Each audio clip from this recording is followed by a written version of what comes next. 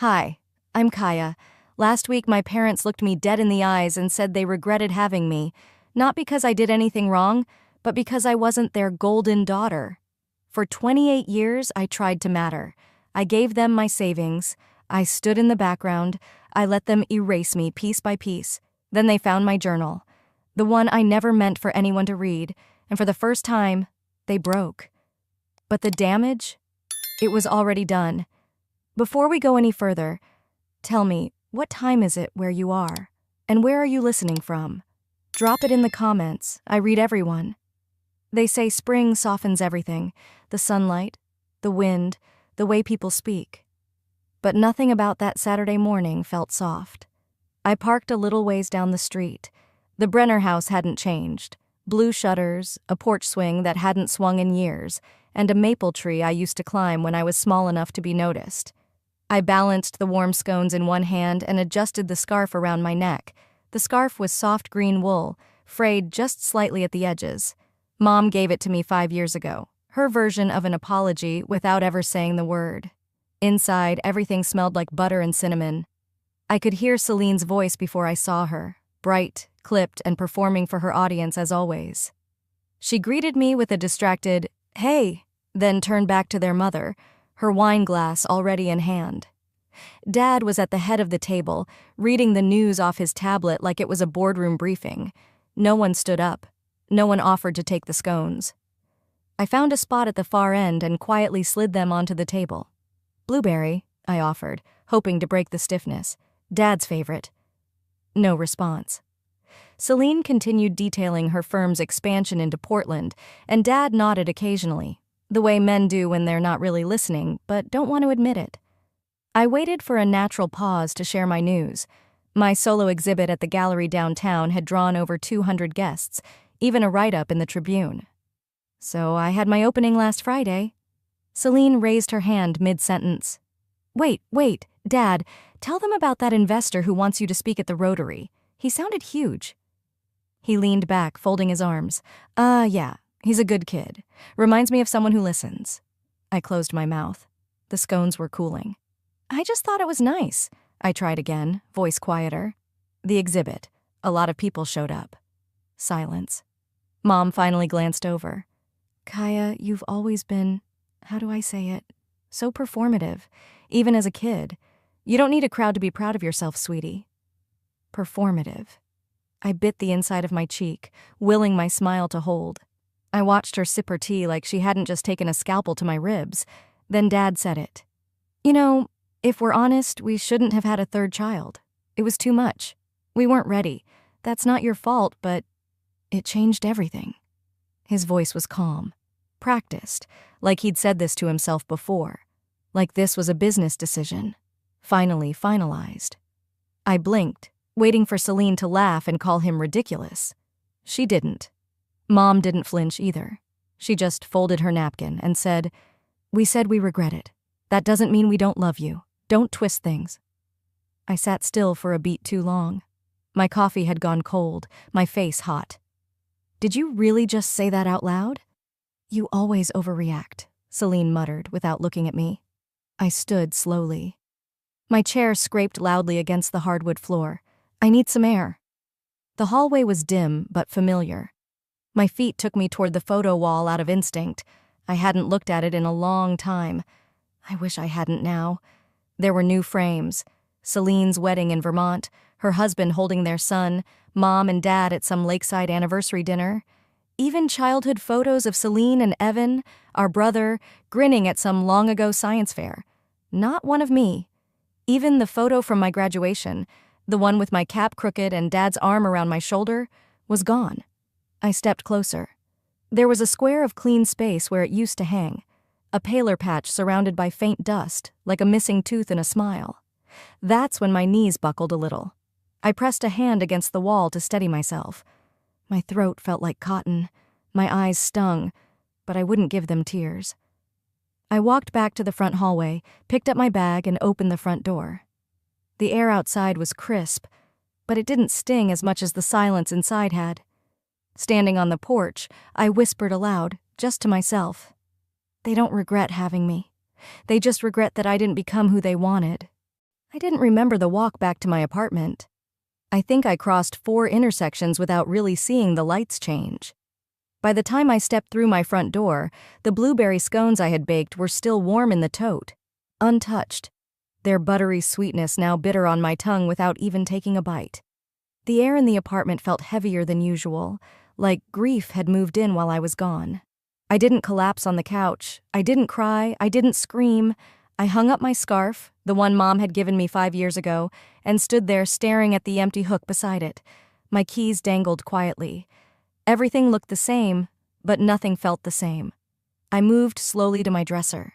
The bottom drawer held years of tucked-away memories I rarely touched, scraps of the past I once clung to, then buried.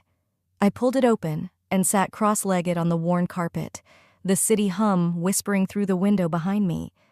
My fingers brushed over an old birthday card. I hesitated, then set it aside. And that's when it hit me.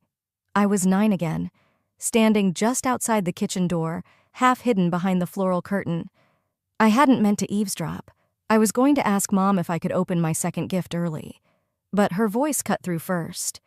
"We should have stopped at 2, she said, quietly but clearly. "I don't have it in me to keep faking." Dad's voice came next. "Too late now. She's here. Just try not to let her feel it." I hadn't remembered that moment in years. Maybe I had blocked it out. Maybe it had always been there, buried beneath school plays and whispered apologies that never really came. But now it played like a film on loop. That night I had smiled through the cake cutting, posed for pictures with frosting on my cheek, thanked them for the party like the good girl I always tried to be. They didn't know I heard, or maybe they didn't care. Present-day Kaya reached into the drawer again, pulling out the card from that year. Plain cream cardstock, their signatures at the bottom, nothing else, not even happy birthday. Just love, Mom and Dad. My breath caught. I flipped it over. Nothing. Celine's card that same year, her 11th, was still vivid in my mind. It had flowers drawn in red and purple ink, and Mom had written a full letter on the inside. 2 pages. She read it aloud at dinner. Something about how Celine was a blessing, so bright, and the heart of this family. Even back then, I had smiled through that too. I should have burned this card years ago. Instead, I tucked it back into the drawer like it hadn't just ripped a hole in me. All my life, I'd played the role. The easy one. The helper. The daughter who didn't complain, who didn't ask for much. I kept the peace. I never skipped school. Never rebelled. When I got straight A's, I posted the report card on the fridge myself because no one else did. When I won that regional art contest in high school, I told Mom it was fine she missed the awards night. "You had a work dinner," I reminded her, even though she hadn't. She'd smiled, barely. "You're sensitive, Kaya. Don't take things so personally." But it wasn't personal, was it? It was just invisible. I opened my old diary. The pages were worn, the edges frayed. My handwriting was looped and neat, a child desperate to be understood. I flipped through until one line caught my eye, written in purple ink. "Someday I'll matter enough for them to regret nothing." My throat tightened. I whispered, "Guess that someday never came." 2 days passed like fog, thick and motionless. I barely left my apartment, and when I did, it was for coffee I didn't finish or errands I didn't remember starting. Sunday morning arrived with a text I had already expected. "Sunday brunch. Milas booked a private room. Be there." Mom? No hi, no apology, just a command dressed as a courtesy. I stared at the screen, rereading the words until they blurred. Nora, always the grounding voice, didn't even look up from her crossword when I told her. "Don't go," she muttered. "You already know what's waiting." I buttoned my coat. I need to know if they're really going to pretend like none of it happened. The cafe in Adina was the kind of place you went when you wanted to show people you had your life together. White tablecloths, fresh peonies in small vases, soft jazz humming from the speakers. I arrived early, out of habit, clutching the same leather tote I had taken to the last brunch. A hostess smiled and walked me past the main room to a private area near the back. I paused when I saw the setup. A long table was set for 10, beautifully decorated, already buzzing with polite laughter. And next to it, Closer to the children's play corner was a small table set for two. "Excuse me," I said, pointing. "I'm with the Brenner party."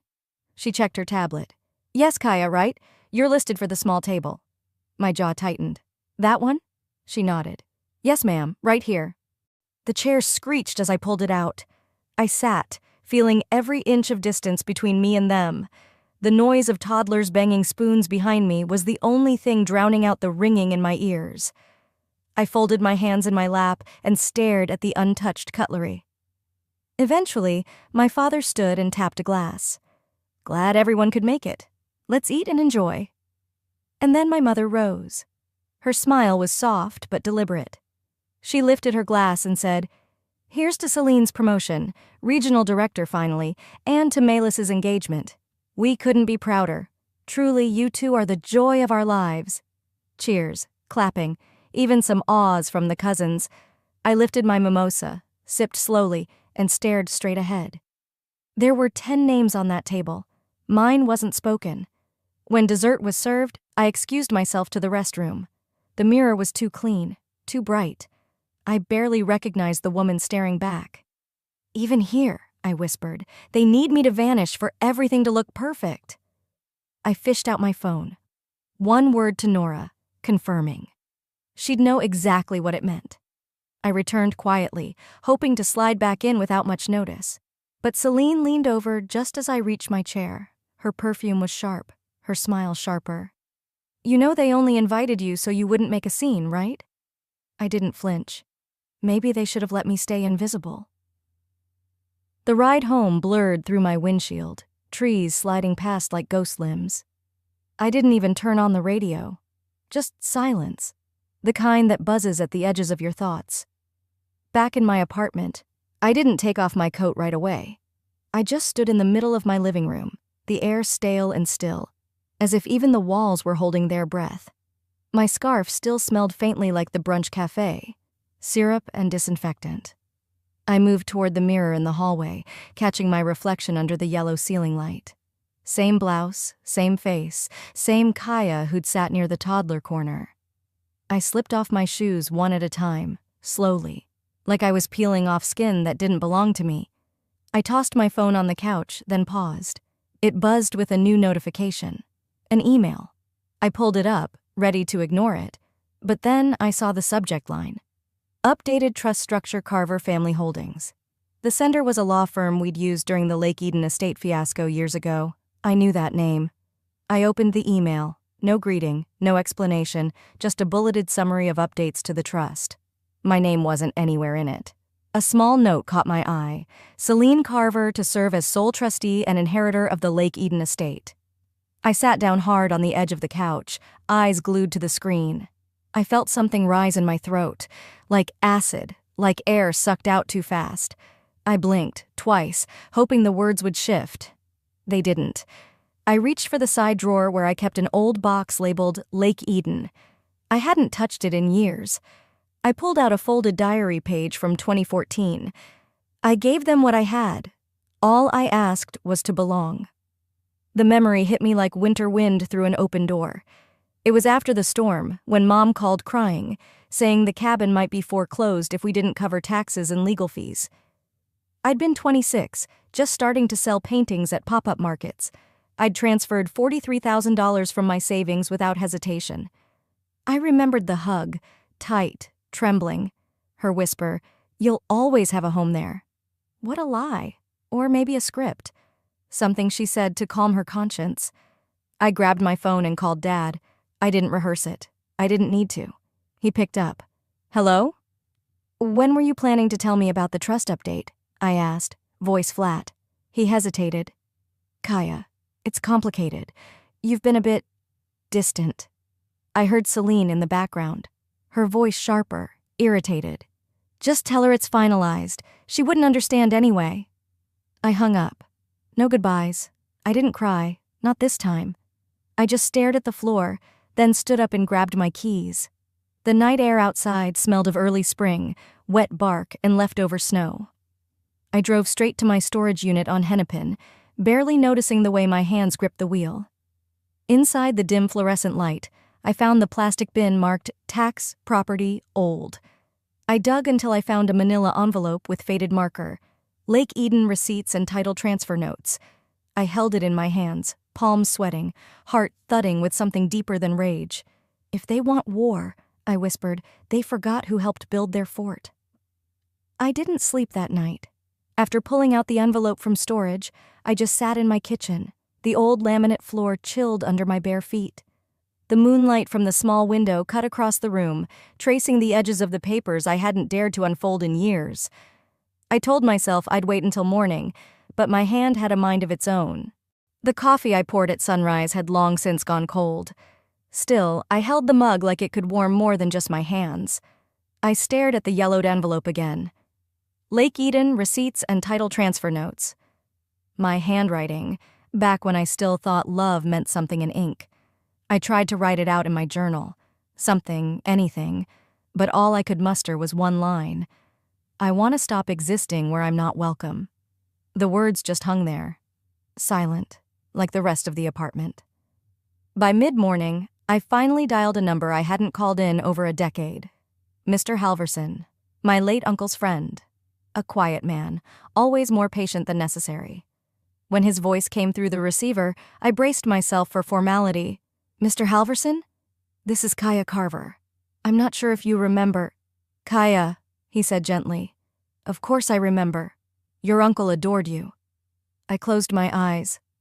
I was wondering, do you still have the contribution letter I signed for the Lake Eden property? Back in 2012? He paused, long enough that I thought the call dropped. Then he sighed. Let me check the archive. I waited. The silence on the line made me feel like a kid again, waiting to see if someone would show up for the school recital. Finally, he returned. I have it, he said. Dated March 4th, 2012. States you contributed $43,000 toward the purchase of the Lake Eden cabin. It's notarized. Your parents signed it. Why? The breath I didn't know I was holding escaped as a soft tremble. I was removed from the trust. No one told me. There was another pause, but this one was different, weighted. I'm sorry to tell you this, he said carefully, but the trust was amended in 2021. I only know because I handled the notarization. It was signed while you were in the hospital, after the accident. Everything slowed. The room felt crooked. You mean, they changed it while I was recovering? I remember you weren't present. I thought it odd, but I was told you'd agreed beforehand. I hadn't. I never did. After we hung up, I sat still, for 10 minutes. Then I walked to the kitchen. The linoleum bit into my knees as I sank to the floor, back against the cabinet. My fingers shook, not from anger, but from something deeper, something colder. I remembered that hospital room, white, humming, impersonal. No visitors, not even my mother. Just a single card from Nora taped to the table. At the time, they'd said they were managing family finances and couldn't get away. I had believed them, but now I knew. I didn't cry for the money.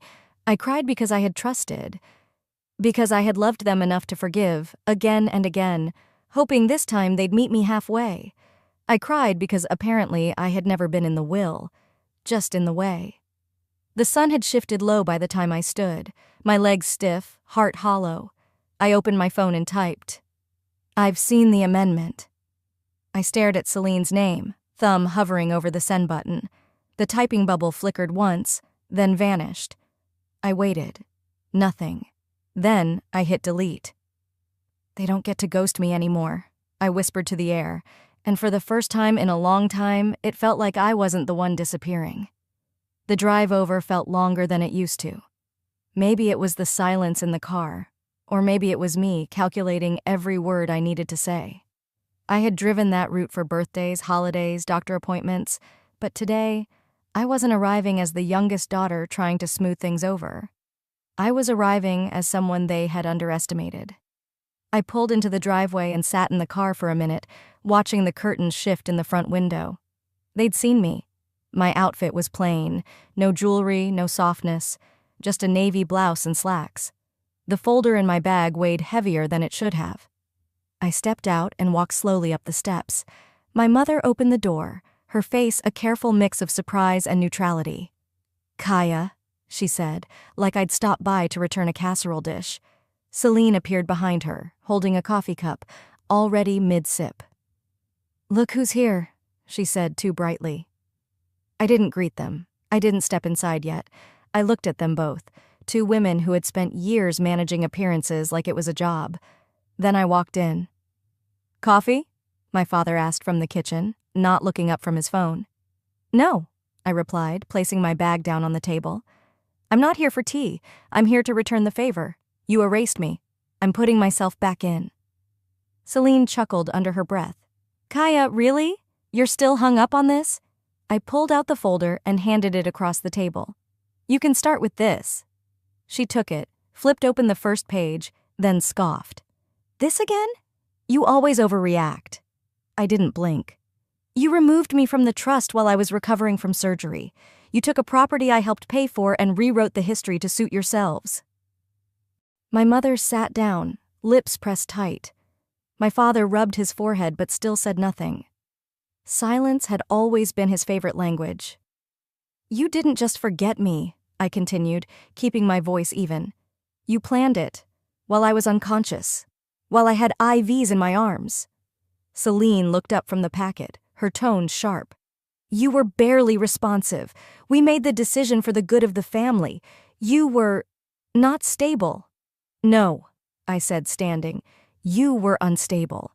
You couldn't stand the idea that I might deserve something permanent." I laid the last document on the table, a notarized letter bearing my name, dated, signed. "My lawyer will be in touch. We're beginning formal mediation. I'm not asking you anymore." Celine looked like she wanted to argue. My father finally opened his mouth, then closed it again. I turned, grabbed my bag, and walked out. No one followed. The drive back was quiet, but different this time. Not the kind of silence that screamed rejection, just the kind that came when you finally stopped expecting a sound that would never come. At home, I slid my shoes off and walked into my living room. The air felt still but lighter. I placed my bag gently on the counter, stared at the window as sunlight dimmed into evening. Then, softly, to no one in particular, I whispered, "I'm not afraid of being alone anymore." I didn't expect silence to feel heavier than confrontation, but it did. When I opened the envelope that Thursday morning, the official header was the first thing that struck me. A law firm I'd never heard of, embossed in gold. My name sat beneath the subject line in bold, unblinking letters. I skimmed, hoping it was some mistake. But it wasn't. Celine had filed a countersuit. She'd claimed I had a history of emotional instability, making me unfit to participate in financial matters concerning family estate distribution. There were vague references to therapy, a mention of recorded mental distress following a vehicular incident. No mention, of course, of the hospital visit she never made. I stood in the center of my kitchen, holding the letter like it was something radioactive. My breath was short, shallow. I didn't cry. I didn't speak. I just stared until my hand gave up and let it fall to the floor. For 10 minutes, I sat at the edge of the couch, elbows on knees, blinking against a light no one else could see. Later that afternoon, an old message blinked into my inbox from Harmony Commons, the nonprofit I used to volunteer for years ago, before all of this swallowed my life whole. A panel, Thursday afternoon. Topic, Invisible Work, the Unseen Labor of Women. They'd remembered me, asked if I could speak again, like I had that one time 5 years ago when we fundraised for single moms. I almost declined, but instead I wrote back, "I'll be there." By 3 p.m., I stood backstage in a modest conference room in Minneapolis. Rows of chairs, a simple podium, lukewarm coffee in paper cups. Nothing dramatic. My hands trembled slightly, not from fear of speaking, but from what I was choosing not to say. They called my name. I stepped forward. "Hi, I'm Kaya Carver, artist, daughter, and for most of my life, someone who tried very hard not to be a burden." I saw nods. Older women, a few college students. A man in the back folded his arms, watching closely.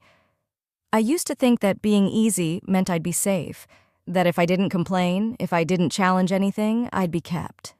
I looked down for a moment, then back at the room. But the truth is, being invisible is not the same as being loved. The room was silent. Then, heels, sharp, deliberate, approaching the mic. "Hi," a voice said sweetly behind me. "I'm Celine, her sister. I just wanted to offer some context." Gasps. A few heads turned. I didn't. "She's been under a lot of stress," Celine continued. "After her accident, we were all worried. I'm not saying she's unstable, just that it's complicated." I kept my eyes forward. My grip on the mic tightened, but I let her speak. "You know," she added with a too-perfect smile, "we all want what's best for the family, but sometimes memories don't match reality, especially when emotions run high." I turned slowly toward her, waited for her to finish. Then, softly, "My sister's right." She smiled. "I did have a breakdown." Her smile faltered. "And do you know why? Because I spent 28 years being edited out of my own life." I reached into my folder, pulled out a single sheet of paper. "This is an excerpt from my diary. My father found it. And for the first time in 28 years, he cried." I didn't read it aloud. I didn't need to. Instead, I folded it in half and looked out across the room. Some of us spend our whole lives shrinking, hoping that if we're small enough, polite enough, quiet enough, we'll finally be welcomed to the table. But some tables were never set for us to begin with. I tucked the page back into the folder. The room didn't applaud immediately. It was too quiet. Then, from the far left, a slow clap, followed by another. And somewhere in the middle, a woman whispered loud enough for all of us to hear, "She said what we've all been too scared to." The applause had faded, but its echo followed me for days. I didn't expect it to. I thought I'd walk off that stage and dissolve back into the quiet like always. But Monday morning proved me wrong. My inbox was full. Strangers, former classmates, even a professor I hadn't heard from in over a decade. Most just said thank you. A few said they'd cried. One line stuck with me. "You made me feel less alone." Buried beneath them was an unexpected name, Arthur LaRue, my father's longtime attorney. The subject line read, "Something your father wanted you to have." The email was short. "He tried to speak with you before his bypass last year, said there were things he never said right. I have a document he left behind. If you're willing, I think it's time." I sat still for a long time, hands hovering above my keyboard. Then I replied, "Thursday, 10 a.m. That Thursday, the sky was overcast. Thick clouds hung low as if bracing the city for something. I walked into Arthur's office, a quiet suite downtown, the kind that still had wood paneling and a receptionist who offered peppermint tea. He didn't say much, just nodded and slid a thick envelope across the desk. His eyes held something softer than sympathy. Maybe guilt, maybe relief. I opened it. It was an addendum to my father's will, dated 11 months ago. And at the top, in handwriting that had once signed all my report cards, to Kaya, because I finally saw who really kept this family upright. There was more, legal acknowledgments, trustee amendments, even a full reinstatement of my co-ownership in the Lake Eden property. But that single line eclipsed everything. I didn't cry. I exhaled so deeply it startled Arthur. For the first time in years, I felt something close to equilibrium. Friday morning, I drove to my parents' house, no folder tucked under my arm this time, just a sealed envelope and my own steady hands. When my mother opened the door, her face betrayed more confusion than concern. "Kaya, what are you—" "I'm not here for a fight," I said softly. "Just wanted you to know. The truth wasn't lost. You just refused to read it." I placed the envelope in her hand. Through the seal, they could both see his handwriting. I met my father's eyes for just a second before I turned away. Their silence followed me down the steps and halfway to the sidewalk. Then, "Kaya." I turned. My father was on the porch, collapsed into the bench. His shoulders shook. In his lap, the diary, pages loose, spine cracked. His thumb rested under the line that began, "I was 9 the first time I felt like extra luggage." He was crying, deep, guttural sobs that came from somewhere buried under decades of denial. Inside, I could see my mother sitting in the hallway, her arms crossed but her frame trembling. I didn't go back. Instead, I stepped into my car, closed the door gently, and let the silence cradle me. It wasn't justice, but it was acknowledgement. A voice came up from somewhere inside me, quiet but firm. It took 28 years, a diary and a collapse, but they finally read what I never had the heart to say out loud. That night, back in my apartment, I stood by the window with a cup of tea when my phone buzzed. A message. "I hope you're happy. You broke them. Celine." I stared at the screen. My thumb hovered for a second. Then I hit delete. No hesitation, no blinking. I didn't respond to Celine's message. I didn't need to. 3 weeks later, the wind off Lake Eden carried the kind of calm I used to think belonged to other people. People with simpler families, softer memories. Now, I was learning that peace isn't something you're born into. It's something you choose to build.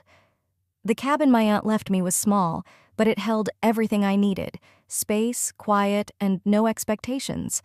I painted the walls a soft clay color, something that felt rooted. I moved slowly.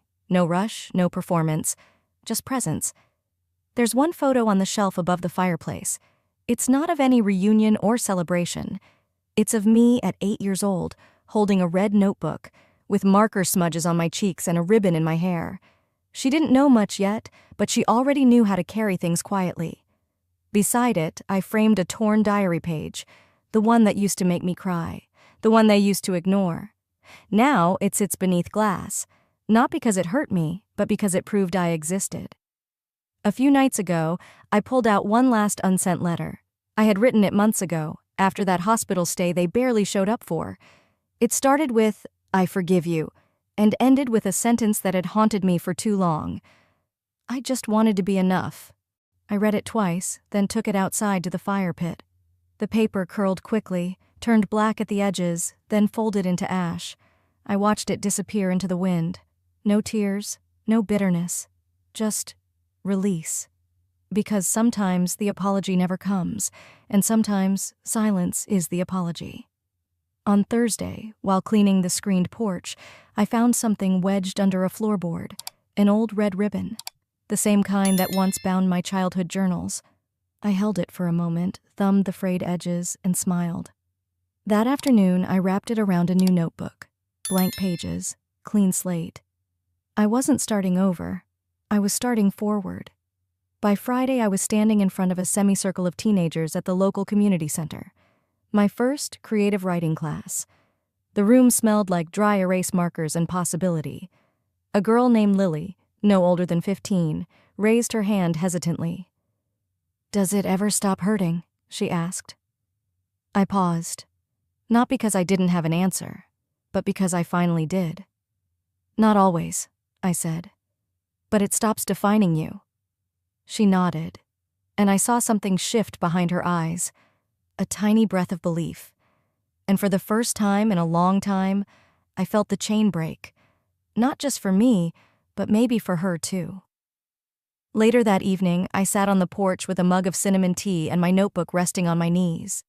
The lake shimmered, and birdsong faded into the hum of dusk. I thought about how long I had tried to be enough, how long I'd been waiting for someone to say, "You mattered." Now I knew. I had been right to begin with. In a voice just above a whisper, I said it out loud, as if the trees needed to hear it too. My family broke me, but I rebuilt, not to prove them wrong, but to remember I was right to begin with. And if you've lived something like this, if your silence has ever been mistaken for weakness, tell me in the comments. I read everyone.